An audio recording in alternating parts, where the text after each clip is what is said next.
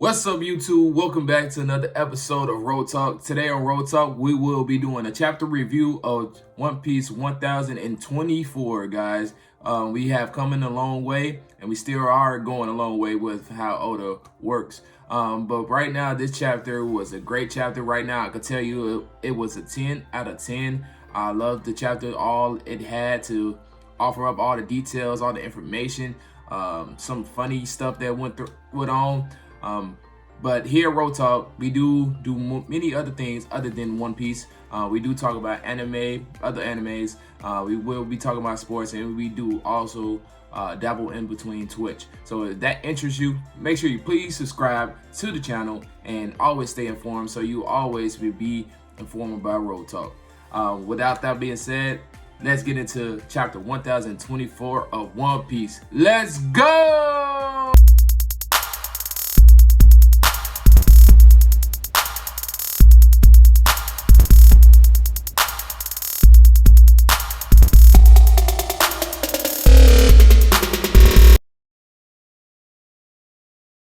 So at the very get-go of the chapter, we have our boy Usopp, back with his lies once again, and everybody is falling out right before his feet, and everybody is looking around like, is that Usopp doing that?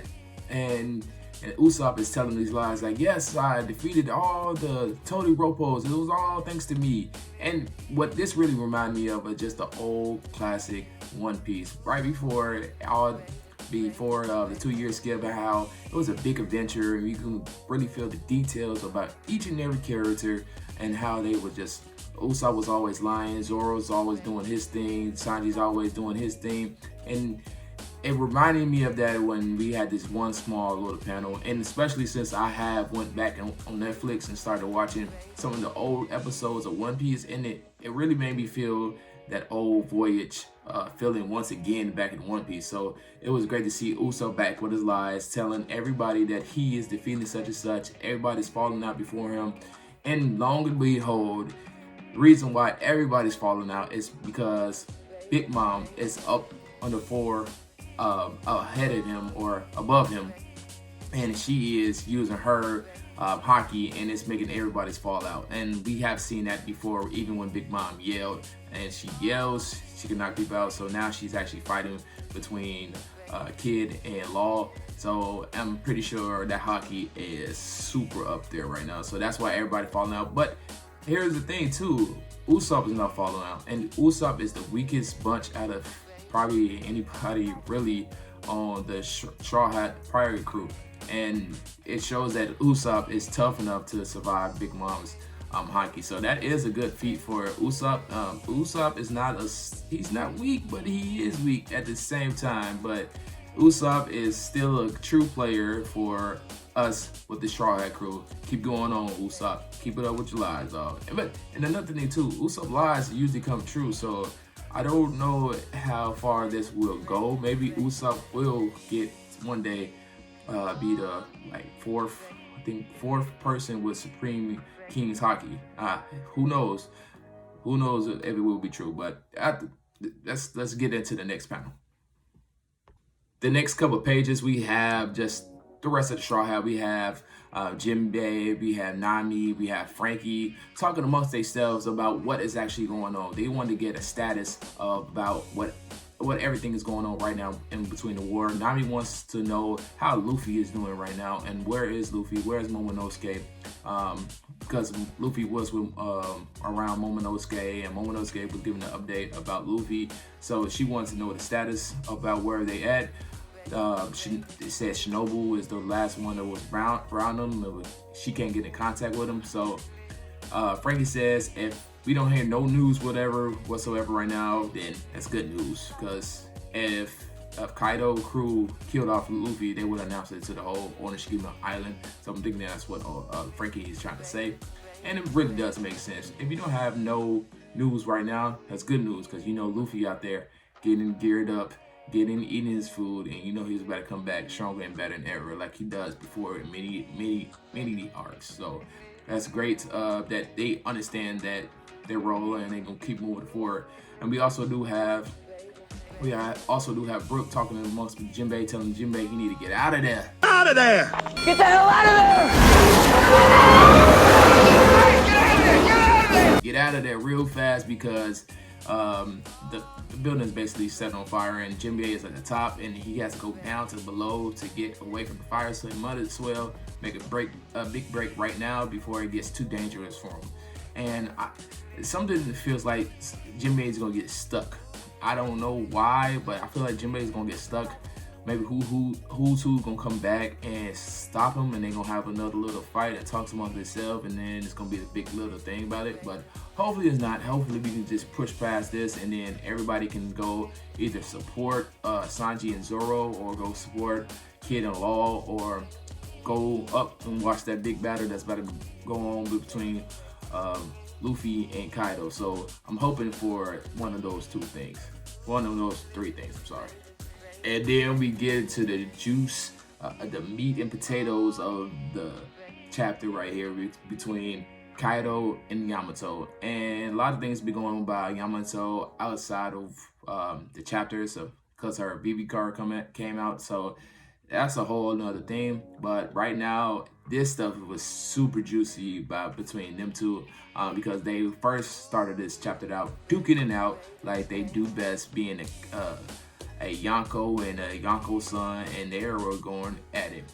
We could start off with Yamato using her Narai Kabua arrow attack. I'm sorry if I pronounced that terribly. It's Nari Kawabura arrow. It's something like that. I know I probably butchered that. I'm gonna have to wait till I actually hear somebody say it correctly. But anyways, I did some little research about that. And what Nari is, it could be many things. It could be peaceful, it could be calm. It also can be a gentle child. So that could be meaning a gentle child arrow. So there's a little more details behind that arrow attack. And what's kind of cool about this as well too is that the arrow that they're describing into the Kawabura arrow, it's meaning that it was usually back in feudal Japan, they had an arrow that whistled at the start of a medieval battle or something like that. So I'm wondering would they add that sound effects during the animation. So that may be pretty cool. And then Kaido comes back and he responds with his own Vajra arrow attack. And I know I'm still probably pronouncing this stuff wrong, forgive me, but that one is more, that arrow is representing more of a mythical or a mysterious arrow attack. And that's pretty much simple coming from Kaido, and especially since Vajra is, I believe, is something like Nordic. And you know, since he already done the Wagwa and all this type of stuff, so it's all coming. That's why all his tactics is very similar. But then, guys, after that, after we see them, Kaido deflects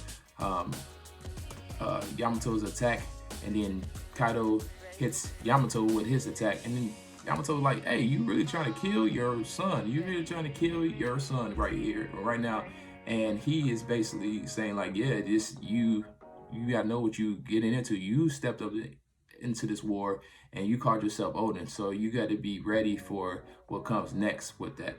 And it is real shocking about this whole entire thing about how Kaido will go to these dramatic things. But all in all too, but he is teaching Yamato a lesson. You got to be ready for what you call yourself. Like you got to be ready to take on those challenges after you calling yourself Odin. After you call yourself Odin, you know you oppose me. So if you oppose me, be man enough to go handle your business like that. So it is something like that. But then also Kaido, like one of the worst fathers trying to kill your own son for that. So that is real bad, trying to kill your son. But in all, it was just crazy to see that. But then we get to have a flashback as well of when Yamato was growing up, and it is shown that Yamato had Supreme King Haki, because it was for some reason Yamato has been chained up for doing something, maybe calling herself Odin, and Kaido didn't like it, so he chained her up. And next thing you know, everybody that was around her started to faint. And Yamato didn't even know what was going on. It was because that fact that she was shouting out her Supreme King Haki that everybody was falling around. So Kaido's peeped that and was like, hey, that's pretty impressive.